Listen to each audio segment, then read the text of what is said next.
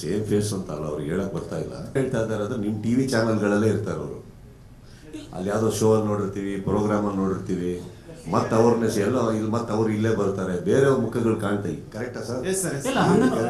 ಹೊಸ ಬೇರೆ ಬೇರೆ ಫೀಲ್ಡ್ ತಗೊಂಡಿದ್ದೇವೆ. ಅದು ಹೇಳಿದ್ರು ಅವರು ಇಷ್ಟು ಪರ್ಸೆಂಟ್ ಮಾತ್ರ ಅಲ್ಲ, ಇಲ್ಲ ಅನ್ಸಿ ಕ್ಯಾಲ್ಕುಲೇಟ್ ಮಾಡ್ಕೊಂಡಿದ್ದೀವಿ. ಅದೇ ಹೇಳ್ತಾರೆ. ಸೊ ಏನಾಗುತ್ತೆ, ಸ್ವಲ್ಪ ನಮ್ಮ ಟಿ ವಿ ಪರಿಚಯ ಇದ್ದವ್ರು ಬೇಕೇ ಬೇಕಾಗ್ತಾರಲ್ಲ. ಈಗ ನಮ್ಮ ಅಮ್ಮ ಇರ್ಬೋದು, ಯಾರೋ ಇರ್ಬೋದು, ನೋಡುವಾಗ ಅವ್ರಿಗೆ ಯಾರೂ ಪರಿಚಯ ಇಲ್ಲ ಅಂತ ಹೇಳಿದ್ರೆ ಎಲ್ಲರೂ ಹೊಸಬ್ರ ಆಗ್ಬಿಡುತ್ತೆ. ಸೀಸನ್ ಸ್ಟಾರ್ಟ್ ಆಗಿ ಯಾರು ಇಷ್ಟಪಡೋ ಕಾರಣ ಜಾಸ್ತಿ ಇರುತ್ತೆ. ಈಗ ಒಂದು ಸೀರಿಯಲ್ ಇರ್ಬೋದು, ಯಾವುದೋ ಒಂದು ಸೀರಿಯಲ್ ಒಂದು ಈ ಥರ ಅವ್ರದ್ದು ಒಂದು ಕ್ಯಾರೆಕ್ಟರ್ ಅಂದ್ಕೊಂಡಿರ್ತಾರೆ. ರಿಯಾಲಿಟಿ ಇಲ್ಲಿ ಬಂದಾಗ ಹಿಂಗೆ ಇರುತ್ತೆ ಅಂತ ಒಂದು ಕ್ಯೂರಿಯಾಸಿಟಿ ಬಿಲ್ಡ್ ಆಗುತ್ತೆ. ಸೊ ಹಂಗಾಗಿ ನಾವು ಇದನ್ನು ತೊಗೊಳ್ತೇವೆ, ರೂಟ್ ತೊಗೊಳ್ತೇವೆ. ಬಿಟ್ಟರೆ ಅದೇನು ಕಂಡೀಷನ್ ಅಂತೇನಿಲ್ಲ. ತುಂಬ ಕೆಲವು ಮಾರ್ಕೆಟಲ್ಲಿ ಕಾಮನ್ ಮೇಲೆ ಮಾಡಿದ್ದಾರೆ, ಹಂಗೇನಿಲ್ಲ. ಅದು ವೇಟ್ ಮಾಡಿ, ಅದು ಗೊತ್ತಾಗುತ್ತೆ ನಿಮಗೆ. ನಾನು 50 lakh ಇದೆ, ಈ ಸೀಸನ್ ಏನಾದ್ರು ಇನ್ಕ್ರೀಸ್ ಮಾಡ್ತಾ ಇದ್ದೀರಾ? ವಿನ್ನರ್ ಪ್ರೈಸ್ ಅಮೌಂಟ್ ಕಾನ್ಫಿಡೆಂಟ್ ರಾಯ್ಗೆ ಫೋನ್ ಹಾಕ್ರಪ್ಪ. ಇಲ್ಲ, ಸೀಸನ್ ಒಂದಿಂದನೂ. ಸೊ ಈ ಸೀಸನ್ ಏನಾದ್ರು ಇಲ್ಲ, ಎಲ್ಲ ಮಾರ್ಕೆಟ್ 75 ಹಾಗೆ 1 crore ಏನಾದ್ರು ಇನ್ಕ್ರೀಸ್ ಮಾಡ್ತೀರಾ ಅಂತ? 50 lakh ಬಿಟ್ಟು ತುಂಬ ಅದರ್ ಬೇರೆ ಪ್ರೈಸ್ ಮನಿಗಳು ವಿನ್ ಆಗ್ತಾರೆ. 50 lakhs ಅಂತಾನೆ ಅಲ್ಲ. ಈ ಲಾಸ್ಟ್ ಸೀಸನಲ್ಲಿ ಒಂದು 10-15 ಲಕ್ಷ ಎಕ್ಸ್ಟ್ರಾ ವಿನ್ ಆಗಿದ್ದಾರೆ. ಸೊ ಸೀಸನ್ಗೆ ಆ ಪ್ರೈಸ್ ಮನಿಂದ ಇನ್ಕ್ರೀಸ್ ಆಗಿದೆ. ಹಾಗೆ ನೋಡಲಿಕ್ಕೆ ಓವರ್ ಆಲ್ ಬಂದಾಗ ಇನ್ಕ್ರೀಸ್ ಅಂತೂ ಆಗಿದೆ. ಬಟ್ ಓವರ್ ಆಲ್ 50 lakhs ಇರ್ತವೆ, ಅದಕ್ಕೆ ಚೇಂಜಸ್ ಏನಿಲ್ಲ.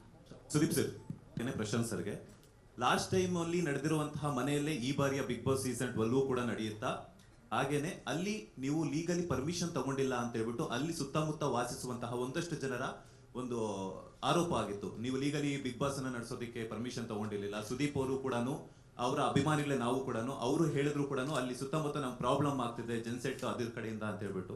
ಸೊ ಯಾವ ರೀತಿಯಂತಹ ಅವ್ರಿಗೆ ಉತ್ತರವನ್ನ ಕೊಡ್ತೀರಾ ಅಂತ?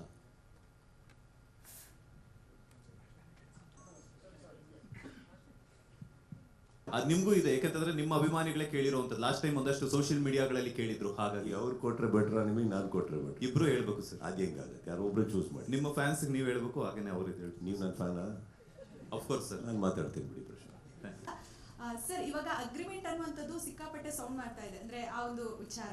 ಸೊ ಇದರಲ್ಲಿ ಅಗ್ರಿಮೆಂಟ್ ರೂಲ್ಸ್ ಏನಾದರೂ ಚೇಂಜ್ ಆಗುತ್ತಾ? ಮುಂದೆ ಏನಾದರೂ ಬದಲಾವಣೆಯನ್ನ ನಾವು ನೋಡ್ಬೋದಾ ಅನ್ನುವಂಥದ್ದು, ಕಂಟೆಸ್ಟೆಂಟ್ಗಳ ಅಗ್ರಿಮೆಂಟ್ ಬಗ್ಗೆ ಮಾತನಾಡೋದಾದ್ರೆ? ಇಲ್ಲ, ನಾವು ಅಗ್ರಿಮೆಂಟು ನಾವು ಅವರಿಗೆ ಶೇರ್ ಮಾಡ್ತೇವೆ. ಅದ್ರ ಒಪ್ಪಿಗೆ ಇದ್ರೆ ಮಾತ್ರ ಅವ್ರು ಬರ್ಬೇಕು. ಇದ್ರೆ ಏನಂದರೆ ನಮಗೆ ಅಗ್ರಿಮೆಂಟ್ ನಿಮಗೆ ಒಪ್ಪಿಗೆ ಇಲ್ಲ ಅಂತ ಇದು ನಾವು ಫೋರ್ಸ್ ಅಂತೂ ಮಾಡಲ್ಲ. ಇದು ವೈಯಕ್ತಿಕ ವಿಷಯ ಅಲ್ವಾ. ಒಂದು ಶೋ ಅಂತ ಮಾಡಿದ್ರೆ ಅಷ್ಟು ಪಾಪ್ಯುಲಾರಿಟಿ ಬಂದಾಗ ಸರ್ಟನ್ ರೂಲ್ಸ್ಗಳು ನಮ್ಮ ಕಡೆಯಿಂದಲೂ ಇರುತ್ತೆ. ಸೊ ಅದು ರೂಲ್ಸ್ಗಳಿಗೆ ಓಕೆ ಇದ್ದರೆ, ಇದು ಒಂದೇ ರೂಲ್ಸ್ ಅಂತಲ್ಲ, ತುಂಬ ಬೇರೆ ಬೇರೆ ರೂಲ್ಸ್ಗಳು ಇರುತ್ತಲ್ಲ.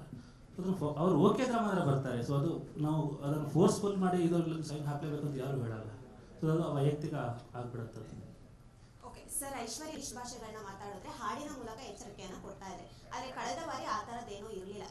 ಈ ವರ್ಷ ಆದ್ರೂ ಏನ್ ಯೋಜನೆಗಳನ್ನ ಹಾಕೊಂಡಿದ್ದೀರಾ ಅನ್ನುವಂಥದ್ದು? ಇಲ್ಲ, ಅದು ಸೀಸನ್ಗೆ ಚೇಂಜಸ್ ಇರುತ್ತೆ. ಸೊ ವೇಟ್ ಆ್ಯಂಡ್ ವಾಚ್ ಅಂದರೆ